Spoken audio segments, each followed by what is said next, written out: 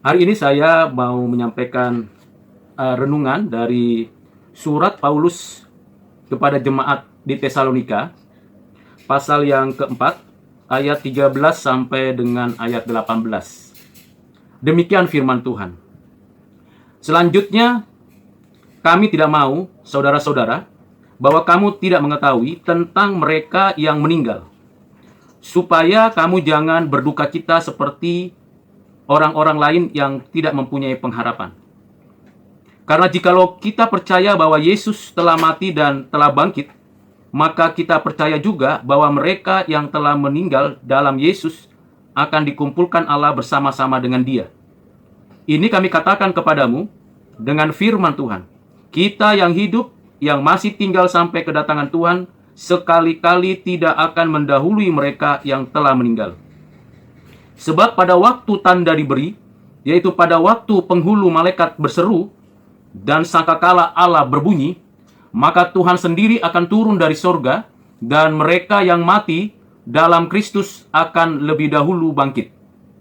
Sesudah itu, kita yang hidup, yaitu yang masih tinggal, akan diangkat bersama-sama dengan mereka dalam awan menyongsong Tuhan di angkasa. Demikianlah kita akan selama-lamanya bersama-sama dengan Tuhan. Karena itu, hiburkanlah seorang akan yang lain dengan perkataan-perkataan ini.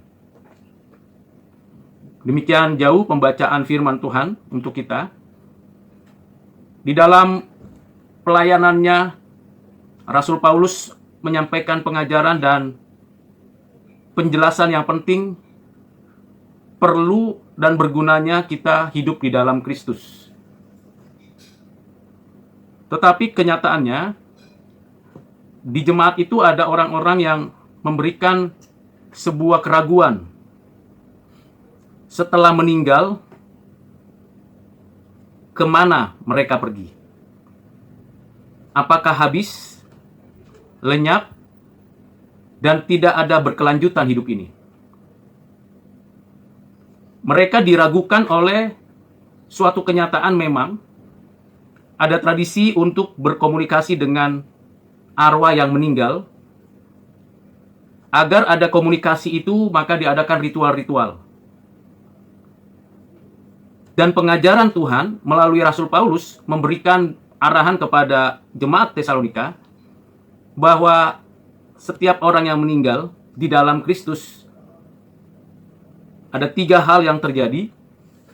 Yang pertama, yang meninggal di dalam Kristus berada bersama dengan Allah, seperti yang dijanjikan Kristus kepada penjahat di sebelah Tuhan yang bersama-sama dalam penyalipan di Golgota. Yang kedua, setiap orang yang meninggal di dalam Kristus sementara di dalam kedamaian istirahat untuk menanti kebangkitan. Dan yang ketiga, pada waktu kebangkitan, orang yang meninggal di dalam Kristus akan menikmati hidup yang baru, kekal selama-lamanya di langit dan bumi yang baru. Dengan pengertian dan pengharapan seperti itu, jemaat Tesalonika diberikan penghiburan. Bahwa untuk sementara kita berpisah dengan keluarga kita yang berpulang, yang meninggal, dan sementara itu terjadi, maka kesedihan yang ada pada diri kita itu sifatnya natural, alamiah. Jadi kalau keluarga yang meninggal, orang tua kita, ayah yang kita kasihi, dipanggil Tuhan dengan cara melalui sakit seperti COVID-19 ini, tentu kita berpikir, andai kata ada rumah sakit yang dapat menampung lebih cepat. Andai kata ini memberikan kepada kita kesan bahwa kita dapat menanggulangi kemungkinan lebih cepatnya yang kita kasih ini meninggal. Sehingga kita bisa bersama. Berapa lama waktu lagi diberikan Tuhan. Tetapi semua yang terjadi di dalam kehidupan kita, secara pribadi, di dalam keluarga kita, dalam hubungan kita dengan orang tua, semuanya berada di dalam kedaulatan Allah. Kita punya rencana yang baik, tentu Tuhan tahu. Kita punya keinginan yang mulia, Tuhan tahu. Tetapi di sisi lain, Tuhan punya rencana yang kita kadangkala tidak memahaminya. Itulah misteri di dalam kehidupan manusia.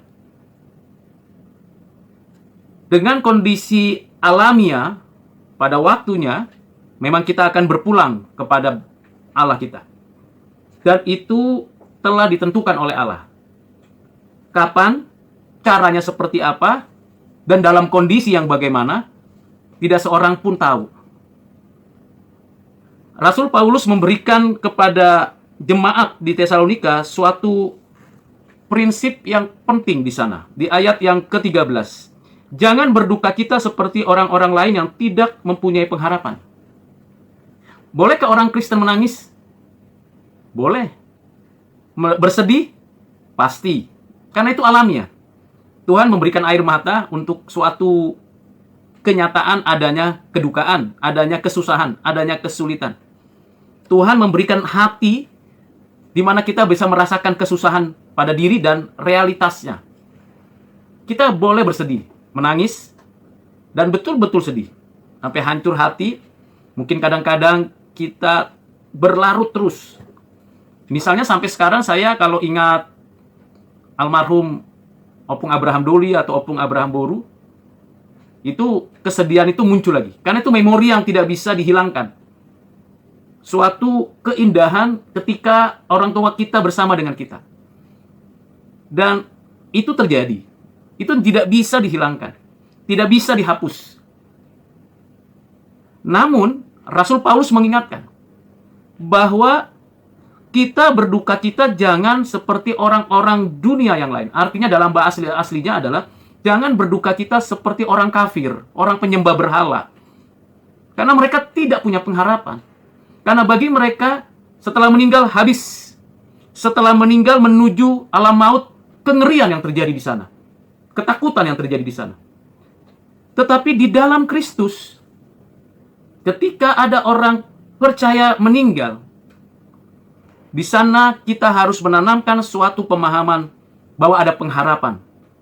Pengharapan hidup untuk selama-lamanya dengan penuh damai sejahtera sukacita.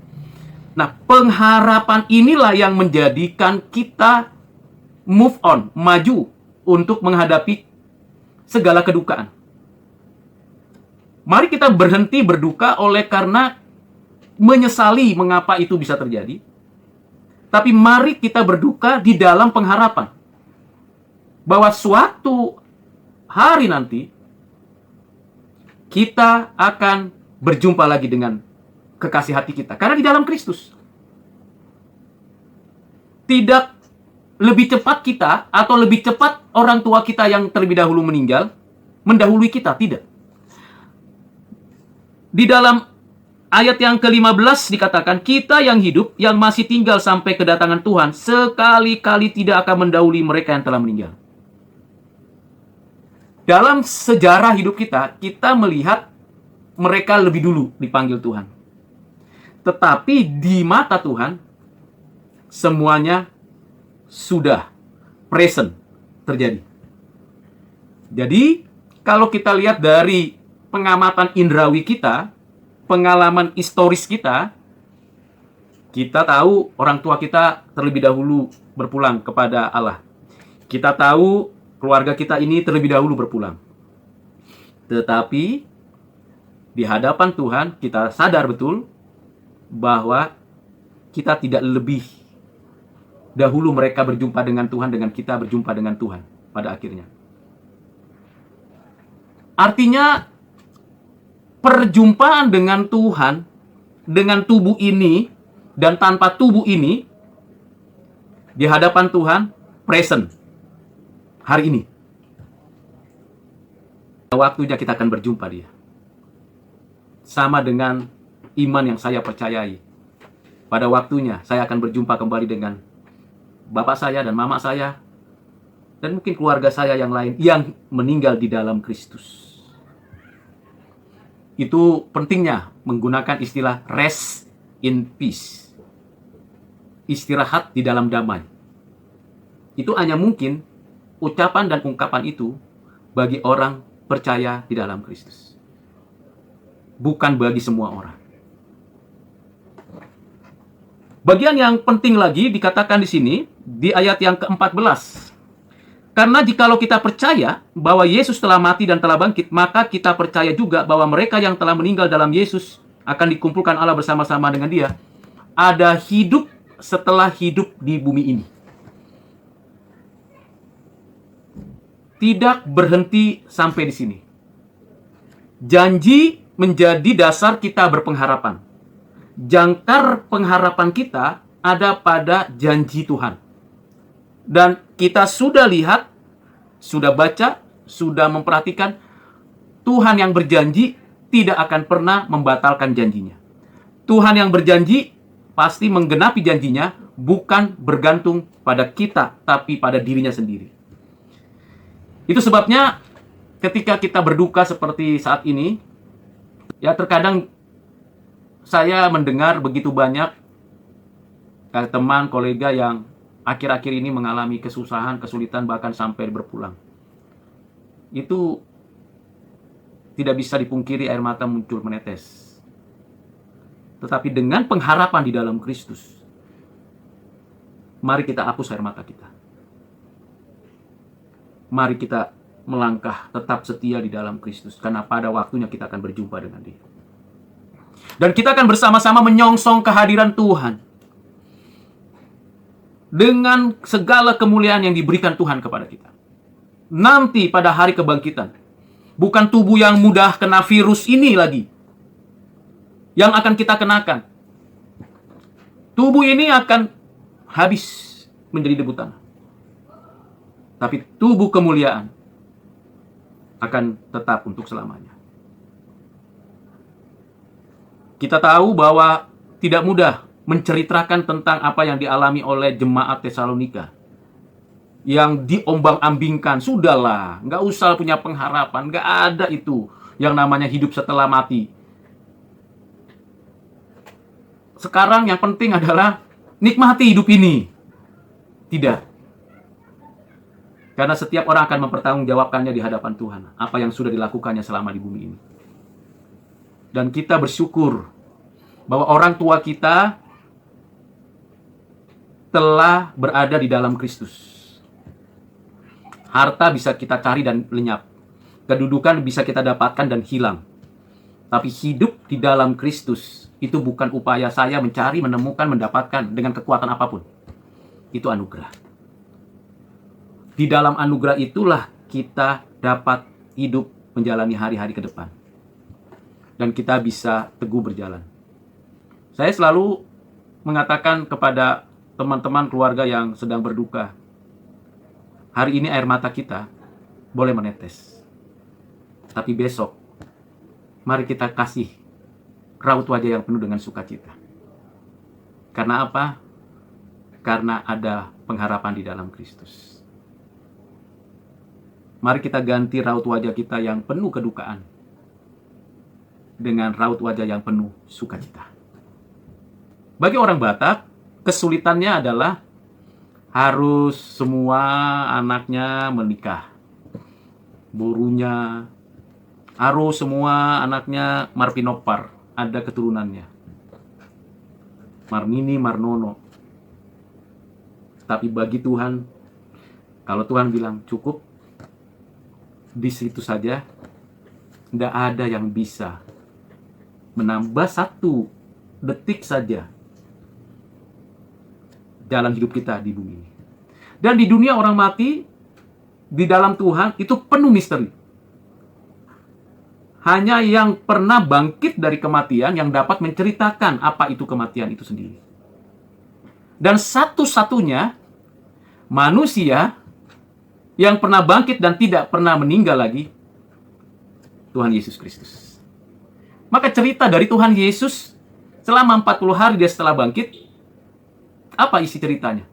Tidak bicara tentang kengerian yang ada di dalam lembah kematian itu. Tapi yang diceritakan selama 40 hari setelah Yesus bangkit adalah kabar sukacita, kabar damai sejahtera, kabar kebaikan yang dari Allah Bapanya bagi setiap orang-orang yang percaya kepadanya. Saya ingat lagu yang dinyanyikan ayah, bapak saya waktu saya masih kuliah di Medan. Waktu itu mau selesai studi saya. Bersama waktu perjalanan saya bersama bapak ke Siantar dari Medan, naik bis. Dia nyanyikan begini. Tu dia ho, dung mate ho. Nah, lagu itu memberikan saya kenangan. Dan lagu itu membuat kita itu mengenang betapa iman yang Tuhan tanamkan kepada orang tua kita diturunkannya dan memberikan kita suatu kekuatan untuk ke depan. Tu dia ho, dung mate ho. Alusima, alusima. Kiranya perenungan firman Tuhan ini saya tutup dengan ayat yang dijelaskan dan dituliskan di dalam 1 Tesalonika 4 ayat 18. Karena itu, hiburkanlah seorang akan yang lain dengan perkataan-perkataan itu. Dari saya telah menyampaikan penghiburan dari perkataan firman Tuhan.